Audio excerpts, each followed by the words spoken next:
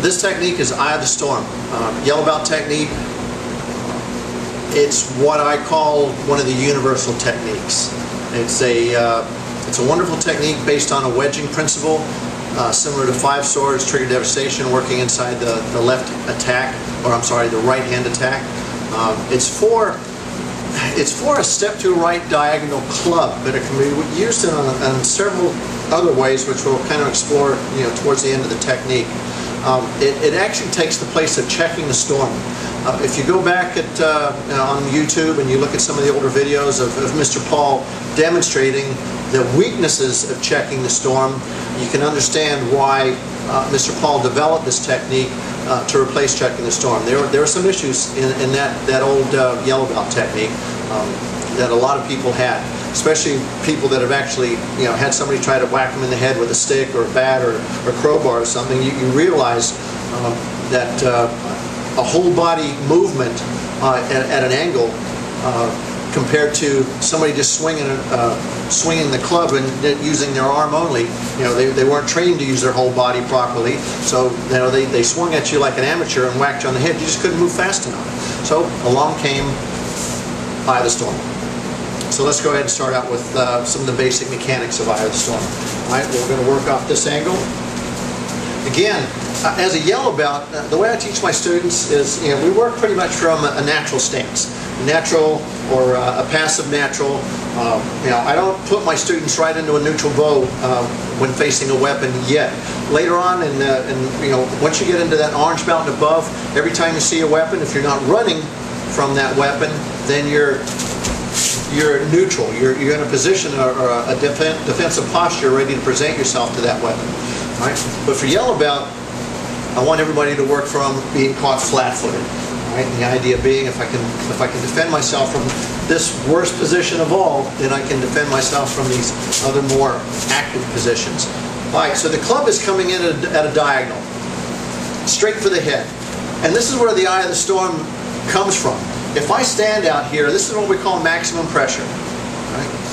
If the hand is still back here, that's zero pressure. And then pressure increases till you have 100%. And then it lessens again as you work your way down back to zero pressure.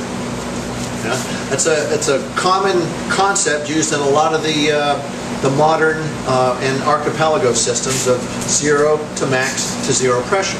Right? So what we want to do is we want to find that zero pressure. So as that club comes in, we're going to step into what we call the eye.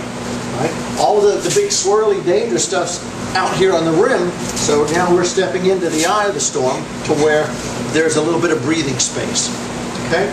So as I step in, I'm going to pop an extended outward block. I don't want to hit too far down the arm. My goal is to smack the hand actually carrying the weapon itself. Right? Bad news, good news, or great news, good news, not so good news, really bad news down here. So bad news up here, bad news here, great news here. And here's what we want to do is pop that hand. So I'm stepping into neutral. I'm going to try and get as close in as possible. I don't want to be way out here too far. Again, I want to control my center line while exposing his. As I project, back knuckle. Now I'm stepping in. There's that back knuckle, collapse, inward elbow, hammer fist to the liver or floating ribs, coming back off, and ridge hand to the groin. And that's the whole book technique. So one more time with just a little bit more flow, stepping in, 1, 2, 3, 4. All right? And you'll notice this hand is pretty much isolated when you're teaching a yellow belt this technique. I don't want to throw too much information at them one time, so I do basically one-handed Kempo. Again, one more time. Back knuckle, inward elbow, hammer fist, ridge hand to the groin, and then from there you would cover up. All right. Now we're going to step up a little bit. That's the basic idea of the technique, or the book technique. Now we're going to take it to a couple different directions. Now, the back fist. If you've seen all my videos, you already know by now I'm not real big on whacking people in the temple or in the head with my knuckles. So I usually don't. But there are times and places. Catching the temple. Temple's the weakest part of the skull. It's flat. Everything else is round, so it's mutually supportive. The temple being flat, is weaker, so it's more prone to damage. What I do, or what I prefer to do, is instead of snapping, I zing it. I make a little circle, pow, and I pull that hand back and I load it. So as I'm projecting, you'll notice my body's square. As I come in, boom, I catch that tempo and I'm square. From there, I rotate in. Now at this point, I rotate in and I hit neutral. Thumb goes down. Remember, thumb up, you're hitting flat. Thumb down. Ooh, yes, I can hear it from here. Okay, so we want to hit with that thumb down. Rotate in, it's going to cause them to collapse. And now from that same angle, I'm going to drop that elbow and catch those ribs. And I'm going to take this little finger knuckle and I'm going to bury it and roll it into his floating ribs and hopefully transfer that into the liver. Boom, and there's position. And I'm just going to wipe down. Now you'll notice I'm back to square again, or a forward bow. Right, or what we call a liquid forward bow. From there, I'm just going to rotate back in and catch that groin and then cover out. So with a little more speed and a little more flow, what's happening is I'm coming in, medium speed. 1, 2, 3, 4, and then I work my way out. There's those flow ideas. Now let's keep going. Here's the way I do it, just a little bit different. I've been hitting the nose too many times to not accept the fact that I always get a reaction from it. Every time I get smacked in the nose, my eyes water and I blink a lot. I like that because that gives me that couple seconds. If I'm doing it to somebody else, it gives me that couple seconds to take advantage of it. So now, as he comes in, pow! I shoot straight up the middle, and it helps keep my body square. So it's a snapping motion. It's just really quick, pow!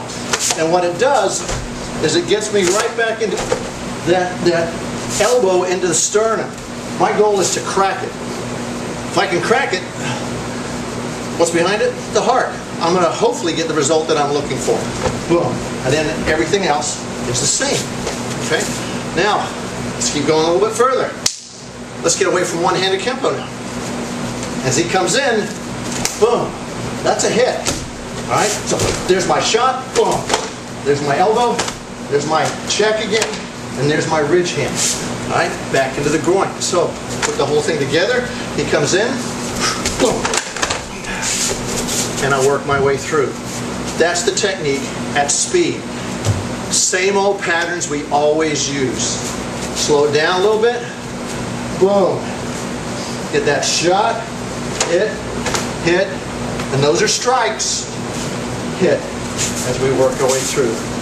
Great technique to teach transitions from liquid forward to neutral to liquid to neutral. Use your body when you use this technique. It's a weapon. When the weapon's involved, you get to do more stuff to him. Those are the rules.